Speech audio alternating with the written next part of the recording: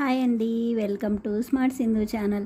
సంగటి అంటే ఎవరికి ప్రాణం ఉండదండి. నాకైతే పడి చచ్చేంత ప్రాణం. మామూలు అన్నంతో సంగటి అంటే మామూలుగానే ఎక్కువ తినేస్తాను. డైట్లో ఉన్నా కదా, సంగటి తినాలనిపిస్తుంది. ఏం చేయాలా అనిపించింది, అందుకే కొర్రలతోటి సంగటి చేశాను. వెరైటీగా చేసి కొంచెం స్పైసీగా వెల్లుల్లి కారం చేశాను.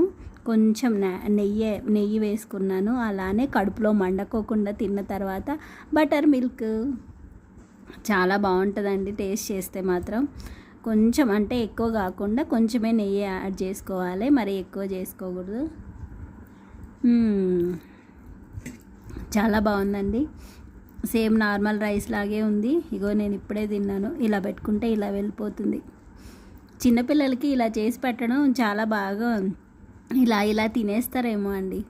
ఇది బెస్ట్ అనుకుంటా. చిన్నపిల్లలకి మనము ఫుడ్ అవి ఇవి తినిపిస్తుంటాం కదా, సీరియల్స్ అని అవని ఇవని.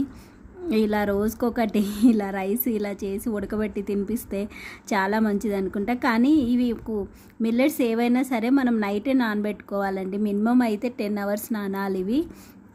ఒకవేళ నైట్కి అనుకోండి మార్నింగ్ నానబెట్టుకోవాలి, మార్నింగ్ అనుకోండి నైట్ నానబెట్టుకోవాలి. అది దీని ప్రాసెస్. ఇవి ఎంత నానితే అంత మనకి మంచిగా ఉంటాయంట తిన్న తర్వాత కూడా, దీని బెనిఫిట్స్ అనేవి. అందుకనే నానబెట్టి తినాలి అంటారు. కానీ చాలా బాగుంది. మీతో మాట్లాడుతుంటే చల్లగా అయిపోతుంది. మళ్ళీ ఈ వీడియోని మీకు నచ్చినట్లయితే లైక్ చేయండి. మళ్ళీ రేపు ఇంకొక వీడియోతో కలుస్తాను. Bye bye, take care. హెల్దీగా తినండి, హెల్దీగా ఉండండి. Bye bye.